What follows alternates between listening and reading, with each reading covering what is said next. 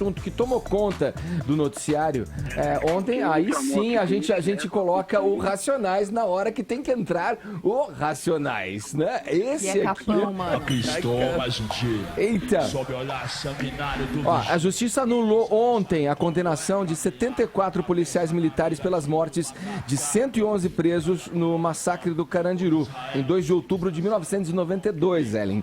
Falando aí dos anos e da volta Véspera e vai de e vem. eleição municipal também.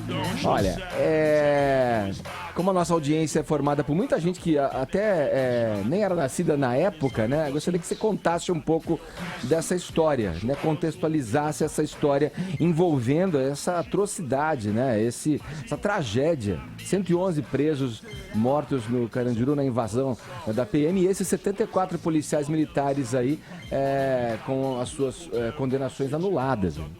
Então, eu gosto quando a gente fala disso, é sempre uma coisa muito complexa, né? A gente viu ontem nas redes sociais a reação das pessoas quando o desembargador Ivan Sartori vota pela absolvição do réu, não só pela anulação, mas pela absolvição dos réus. A gente viu uma série de reações dizendo, olha, finalmente os heróis serão absolvidos e não tinha mocinho lá. Enfim, esse tipo de coisa que o senso comum costuma tratar este caso. Mas vamos falar seriamente sobre este caso. 74 policiais militares estavam ali sendo julgados sobre esse massacre que matou 111 pessoas. Como você disse, 2 de outubro de 92, era a véspera de eleição. E nós tínhamos aí, à frente do governo do estado, o governador Fleury. E a gente estava ali no momento em que aconteceu um motim dentro do presídio. Então, fazem com que policiais, né, do choque entrem lá no presídio para acalmar esse motim, e o resultado são esses 111 aí mortos no massacre, conhecido como massacre do Carandiru, presídio que acabou sendo inclusive desativado em 2002, até para poder você meio que tentar apagar aí da história de São Paulo essa história.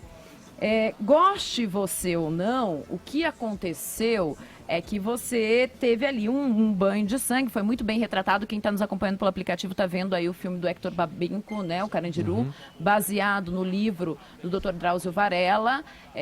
Um retrato muito fidedigno, assim, né, muito bacana do que aconteceu. Mas qual foi o argumento? Vamos entender um pouquinho qual foi o argumento do desembargador Ivan Sartori, que voltou pela absolvição. Ele disse que, vou abrir aspas dele aqui, nesse processo não se sabe quem matou quem fez o quê. Como julgador, nunca vi um processo tão kafkaniano, e aí ele está citando o Franz Kafka, né, que foi uma referência, e um escritor tcheco referência, que tratava do absurdo burocrático jurídico. Eu gostaria também de lembrar Kafka, num conto chamado Na Colônia Penal, do Kafka, em que um funcionário, ele era responsável por administrar uma máquina dentro de uma ilha que tinham vários presos ali, e essa máquina, ela ia punindo os presos da seguinte maneira, ela ia inscrevendo na pele deles as penas, né? E aos poucos eles iam se dilacerando. E era tão absurdo isso, tão absurdo a forma da condenação, mas esse funcionário não se dava conta de que era absurdo, porque ele apenas estava seguindo ordens. Ele só estava operando uma maravilha tecnológica e seguindo as ordens dessa maravilha tecnológica. Foi mais ou menos assim que a gente pode traduzir essa decisão de ontem. A argumentação dos desembargadores que não concordaram aí com a decisão do júri veio com base nisso, dizendo que você não conseguiu determinar quem fez o quê neste caso. Você não conseguiu provar, né, exatamente quem fez o quê. A gente vai ouvir agora aqui a voz da advogada Ieda Ribeiro de Souza, que defende parte dos réus, e é isso que ela nos esclarece, quer dizer, o que está embasando a defesa para poder aí dizer que não tem como você condenar essas pessoas. O governo, naquela época, não teve o mínimo interesse em que se apurasse quem eram os verdadeiros culpados. Era uma situação cômoda em que se designou 77 pessoas para se tornar um bode expiatório do maior caso criminal, não do Brasil, do mundo. E quando ela fala bode expiatório, é porque as grandes figuras políticas envolvidas neste caso, essas não entraram. Quem entrou foram os policiais. De outro lado, a gente tem a procuradora Sandra Jardim, que diz, olha, houve sim tipificação, tanto que participaram da ação 400 e picos policiais e só foram lá para o final para a condenação 74. Ainda assim, o MP pede a absolvição de 3. Então, ou seja, a gente consegue tipificar o que cada um fez sim.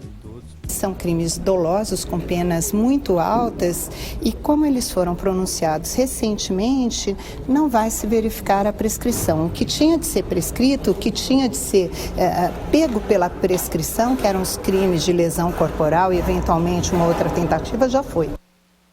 Então, gente, só para deixar claro o que aconteceu aí, os projéteis, por exemplo, tá, que atingiram os corpos, eles não foi feita a balística porque o Instituto Médico Legal disse na época que não tinha condições de atender uma demanda daquele tamanho. E eles sumiram do fórum. A cena do crime foi alterada. Apesar disso, o perito, quando deu depoimento no júri, ele disse que muitos dos tiros vinham de cima para baixo, ou seja, não era uma legítima defesa como entenderam os desembargadores. E aí a gente está falando de pessoas que pegaram entre 45 e 628 anos de pena. Para quem ainda hoje tem dúvidas sobre o que aconteceu, eu posso só dar os últimos dados aqui para a gente fechar do que é o nosso sistema prisional hoje. E aí a gente vai entender o que aconteceu. Nós temos 622 mil presos hoje no Brasil. É a 4ª maior população carcerária do mundo.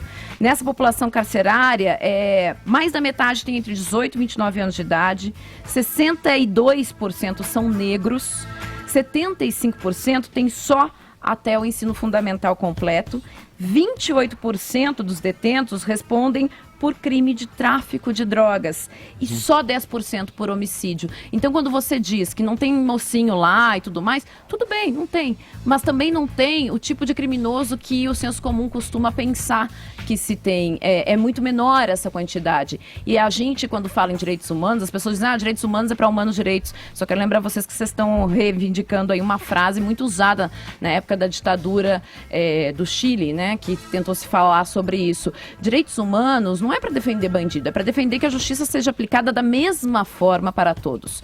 Para o governador Fleury Filho e para os policiais. E para os bandidos que lá estavam, que tinham que cumprir pena sob a tutela do Estado, sem mais nem menos. Não é isso. Não é aliviar. É sem mais nem menos a tutela do Estado. Só queria lembrar que a gente só tem o PCC hoje por causa do massacre do Carandiru. Por quê? Os sequestradores do Abílio Diniz, presos no dia 17 de dezembro de 89, eram politizados, estavam na cadeia quando virou Carandiru e politizaram a cadeia, isso virou o PCC. Outra coisinha, só para ilustrar um pouco mais o que a Ellen acabou de colocar, pouco antes do coronel Biratã, o autor, o chefe do comando que entrou no pavilhão 9, pouco antes dele morrer, ele me deu uma entrevista para um perfil que eu fiz dele na revista da Joyce Pascovitch, no escritório dele aqui na Abílio Soares. Falei, coronel, o senhor não tem medo? Ele falou, filho, eu não tenho medo de nada, quem não morre não vê Deus.